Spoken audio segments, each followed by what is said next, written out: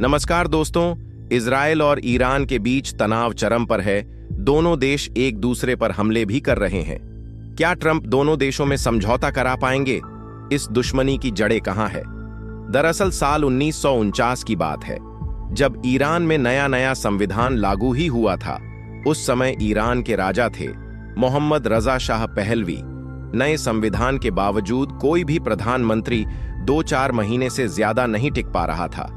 ऐसे में 1952 में देश की बागडोर प्रधानमंत्री बने मोहम्मद मोसद्दिक के हाथ आई। वह ईरान की तेल कंपनियों का राष्ट्रीयकरण करना चाहते थे। उनके इस इरादे पर अमेरिका बेहद नाराज हो गया। ब्रिटेन और ईरान तो एकदम आमने सामने आ गए। 1953 में जब अमेरिकी खुफिया एजेंसी CIA ने ब्रिटेन के साथ मिलकर ईरान में तख्ता पलट करवा दिया। वजह यह थी कि दूसरे विश्व युद्ध के दौर में ब्रिटेन को खूब कर्जे बांटकर अमेरिका गहरा दोस्त बन गया। इस तख्ता पलट के बाद प्रधानमंत्री के पद की अहमियत कम हो गई। मौजूदा इजराइल ईरान के संघर्ष की जड़ें इसी तख्ता पलट में है। ईरान में प्रधानमंत्री का तख्ता पलट वहां की जनता को रास नहीं आया। रजा पहलवी जनता की आंखों में पूरी तरह अमेरिका की कठपुतली बन गए। यही से अमेरिका ईरान के बीच दुश्मनी का पहला बीज पड़ा। तभी से ईरान के लिए अमेरिका बड़ा शैतान बन गया। मौजूदा जारी ईरान और इजराइल के बीच संघर्ष के दौरान ट्रंप एक बार फिर मध्यस्थता का राग अलापा है। चंद घंटों पहले ही ट्रंप ने ईरान को पूरी ताकत के साथ अमेरिकी सेना के हमले की धमकी दी थी। उन्होंने कहा था कि अगर ईरान ने हमला किया तो अमेरिकी सेनाएं पूरी ताकत के साथ उस पर टूट पड़ेगी। ट्रंप ने कहा कि ईरान और इजराइल को एक सौदा करना चाहिए और वे सौदा करेंगे, ठीक वैसे ही जैसे भारत और पाकिस्तान को करने के लिए कहा था। उस मामले में अमेरिका के साथ व्यापार का उपयोग करके दो बेहतरीन नेताओं के साथ बातचीत में तर्क, सामंजस्य और विवेक लाया जा सकता है, जो जल्दी से निर्णय लेने और रोकने में सक्षम थे। वही माना जा रहा है कि ट्रंप को इस बार का नोबेल पुरस्कार मिल सकता है। वजह यह है कि वह रूस यूक्रेन युद्ध रुकवाने, भारत पाकिस्तान में सीज फायर कराने और अब इजराइल ईरान का संघर्ष रुकवाने की उनकी कोशिश है। क्या ट्रंप को इस साल शांति का नोबेल पुरस्कार मिल सकता है? इस वीडियो में जानते हैं। लेकिन आगे बढ़ने से पहले इस वीडियो को एक लाइक करके चैनल को सब्सक्राइब जरूर कर लीजिए, क्योंकि आपके लिए तो यह 1 सेकंड का काम है, लेकिन इससे हमारी काफी बड़ी मदद होती है। दरअसल इस वर्ष के नोबेल शांति पुरस्कार के लिए 300 से अधिक लोगों को नामांकित किया गया है।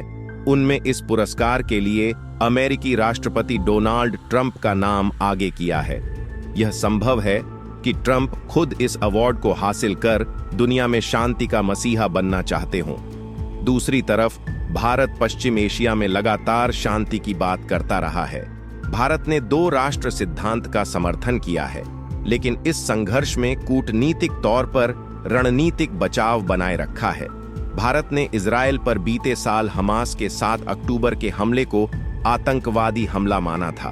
भारत भले ही थोड़ी मात्रा में ईरान से कच्चा तेल लेता है, लेकिन कीमतों में बढ़ोतरी भारत का बजट बिगाड़ने के साथ साथ अर्थव्यवस्था को नुकसान पहुंचा सकती है। चाबहार बंदरगाह में भारत का पैसा लगा है। ईरान से भारत न केवल कच्चा तेल बल्कि सूखे मेवे, रसायन और कांच के बर्तन भी खरीदता है। ईरान के इजराइल पर हमले से सप्लाई चेन प्रभावित हो सकती है, जिससे इस व्यापार पर भी असर होगा। यानी भारत के लिए ईरान और इजराइल दोनों महत्वपूर्ण हैं। ऐसे में वह इस क्षेत्र में शांति चाहता है। इजराइल ने पिछले हफ्ते जब ईरान पर हमला किया तो एक ध्रुवीकृत दुनिया में भारत के लिए किसी का भी पक्ष लेना आसान नहीं था।